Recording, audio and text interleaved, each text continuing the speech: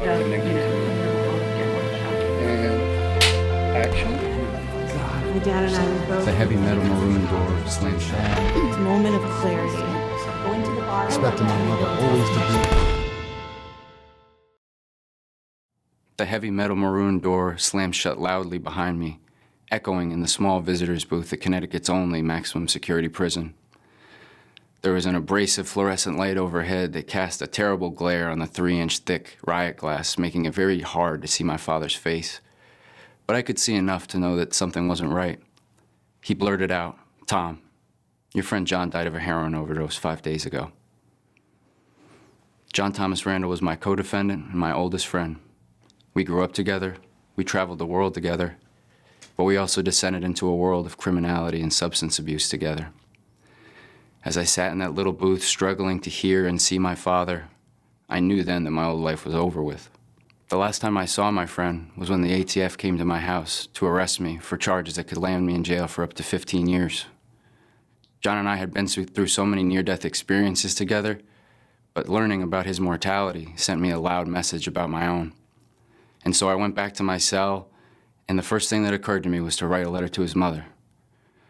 And the letter was written in a voice that was not my own. It was full of love and compassion and gratitude that was missing from my life and from my vocabulary before.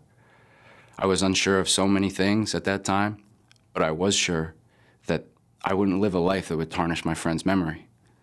I sat at that little metal desk in the corner of my room with my cellmate up on the upper bunk watching Dr. Phil as I held back tears. He looked down. "You good, bro?" Silence from me. I don't even remember if I shook my head. I just focused on the paper. All I could think of was the things that John would never be able to do, the wife he'd never have, the kids that would never call me uncle. And it dawned on me that the life we'd lived was one that would only end in death, whether it was physical or spiritual. I wanted to change, but I didn't know how. And so I prayed. I prayed to a God I didn't know and had denied. I prayed for years. I studied the Bible and tried to be a source of positivity in a place of negativity, a source of hope in a place of despair. I tried to play the peacemaker when others were violent.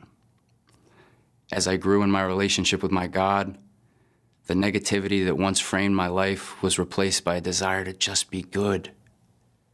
At first, I wanted to change because John would never have a chance to do so himself.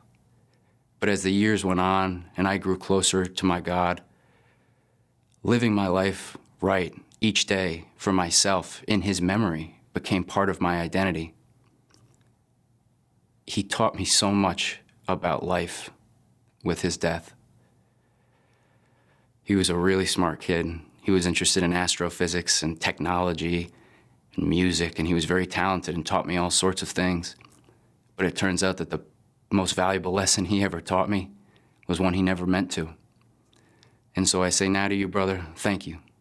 Everything's okay now.